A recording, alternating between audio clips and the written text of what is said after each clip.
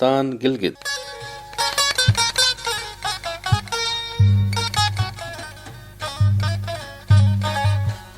قدرت نے گلگت بلتستان کو بے پناہ فطری حسن سے مالا مال کیا ہے۔ یہاں کے فلک بوس پہاڑ، عظیم گلیشیئرز، نیلگو جھیلیں، وسیع عریض اور سرسبز شاداب وادیاں دنیا بھر کے سیاحوں کو دعوت نظارہ دیتی ہیں۔ ملکی اور بین الاقوامی سیاح جب گلگت بلتستان کا رخ کرتے ہیں تو ان کا پہلا پڑاؤ گلگت شہر ہوتا ہے۔ گلگت بلتستان کے معروف محقق، ادیب اور تجزیہ نگار شہرباز علی خان برچا گلگت شہر کی تاریخ، ترقی پر گفتگو کرتے ہوئے کہتے ہیں: گلگت میرے شہر کا نام ہے جس کے در و بام، کھیت کھلیان اور کوہ و دمن سے مجھے بڑا پیار ہے۔ سچ پوچھئے تو یہ گلبانگ داستانوں کی جادو نگری ہے۔ انگریزوں نے اس کی اہمیت کے پیش نظر اسے گیٹ وے ٹو ایشیا کا نام دیا۔ ہیون سانگ، فاہیان، ہوئی چاؤ اور البیرونی جیسے شہرۂ آفاق سیلانیوں نے اپنے سفر ناموں میں اس کا منفرد انداز میں ذکر خیر کیا اور اسے بدھ مت کے اہم مراکز میں شمار کیا۔ یہی وہ جگہ ہے جہاں 8ویں صدی عیسوی میں چینیوں اور تبتیوں میں محاربے ہوئے۔ گلگت کو بستی سے قصبہ اور قصبے سے شہر بنتے بنتے صدیوں کا سفر طے کرنا پڑا۔ جہاں کبھی اس کی آبادی ہزاروں پر مشتمل تھی، آج لاکھوں مخلوق رزق روزی کی تلاش میں آن بسے ہیں۔ اس کے دائیں بائیں، آگے پیچھے فلک بوس اور برف پوش پہاڑ ہیں۔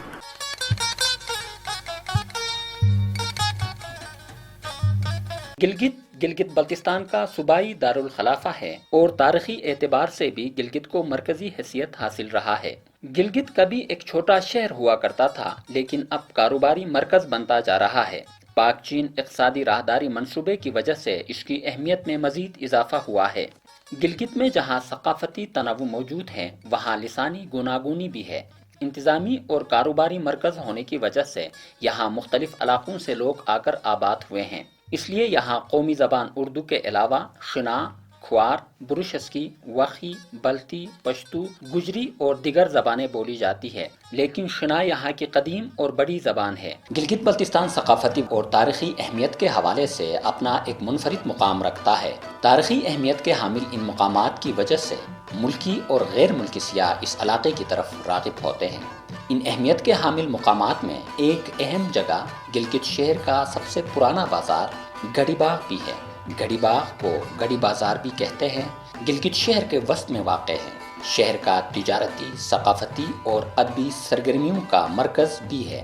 گڑھی باغ جیسا کہ نام سے ہی عیاں ہے کہ گھڑی اور بازار۔ کہا جاتا ہے کہ جب پورے برصغیر میں انگریزوں کی حکومت تھی تو اس وقت مختلف اہم مقامات میں گھڑیاں تنصیب کی گئی تھی۔ ان میں سے ایک گھڑی گلگت شہر کے وسط میں بھی نصب کی گئی اور اس کے ارد گرد علاقے میں گھاس اگا کر باغ کی شکل دی گئی۔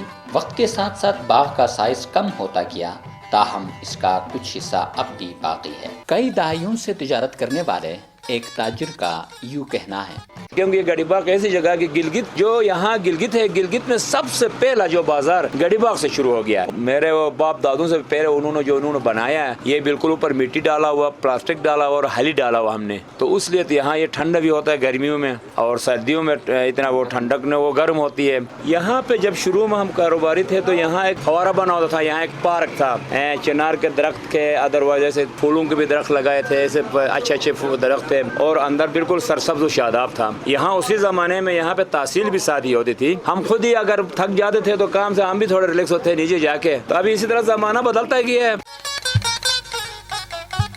دریائے ہنزا اور دریائے خضر گلگت شہر کے قریب ایک دوسرے سے ملتے ہیں، جس کی وجہ سے شہر کی خوبصورتی میں مزید اضافہ ہو جاتا ہے۔ معروف محقق اور تاریخ دان شہرباز علی خان برچا کہتے ہیں: دریائے ہنیسارا گلگت کو 2 حصوں میں تقسیم کرتا ہے۔ پرانا شہر دریا کے دائیں کنارے پر واقع ہے۔ بائیں طرف کا علاقہ کنوداس اور سکارکوئی نامی بستیوں پر مشتمل ہے جو کائی کی طرف پھیل رہا ہے۔ یہاں سرکاری دفاتر، رہائشی عمارات اور تجارتی مراکز کثرت سے ہیں۔ پرانا شہر آج سے نصف صدی پہلے کچے گروندوں پر مشتمل تھا۔ مختصر سا بازار اور سرکاری باغات اس کی پہچان تھے۔ آج جدید اور عالیشان مکانات نے ان کی جگہ لے لی ہے۔ تبدیلیوں کا یہ عمل آگے جا کر کیسا ناک نقشہ پیش کرے گا، یہ رب تعالیٰ ہی جانے۔ گلگت شہر کے قریبی سیاحتی اور پرفضا مقامات میں وادی نلتر، وادی بگروٹ، کارگا نالہ، جگلوٹ، گورو اور چٹیال نالہ شامل ہے۔ وادی نلتر سرمائی سیاحت کے حوالے سے بھی اہمیت کا حامل ہے، کیونکہ یہاں ہر سال سردیوں میں سکی کے بین الاقوامی مقابلے منعقد ہوتے ہیں۔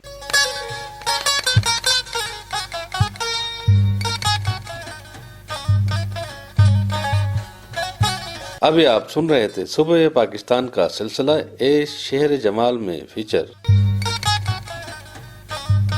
تحریر و آواز واجد علی، پروڈیوسر خورشید احمد خان، پیشکش ریڈیو پاکستان گلگت۔